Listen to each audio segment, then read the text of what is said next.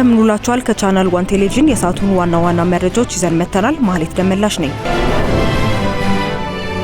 የዓለም የነዳጅ ዋጋን መነሻ በማድረግ ከትላንት መጋቢት 23 ቀን 2018 12 ሰዓት ጀምሮ በነዳጅ ዋጋ ላይ ጭማሪ መደረጉን የንግድና ቀጣናዊ ትስስር ሚኒስቴር አስታወቀ። የአሜሪካው ፕሬዝዳንት ዶናልድ ትራምፕ ጦርነቱን አሸንፈናል፣ ማጥቃታችንን ግን አናቆምም የሚል አወዛጋቢ ንግግርን አደረጉ። የአሜሪካ የጠፈር ምርምር ናሳ በትላንትናው ዕለት አርቴሚስ 2 የተሰኘች መንኮራኩርን በተሳካ ሁኔታ መጠቀ። ህንድ በዓለም ትልቁን የህዝብ ቆጠራ ጀመረች። በቆጠራው ከ3 ሚሊዮን በላይ የህዝብ ቆጠራ ሰራተኞችም ይሳተፉበታል ተብሏል።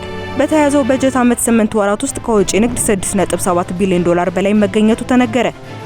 የእነዚህንና የሌሎች መረጃዎችን ዝርዝር ዘገባ በማታዊ ዜና ሽፋናችን የምናደርሳችሁ ይሆናል። ቀሪ የቻናል 1 ፕሮግራሞች ወደ እናንተ መድረሳቸውን ይቀጥላሉ።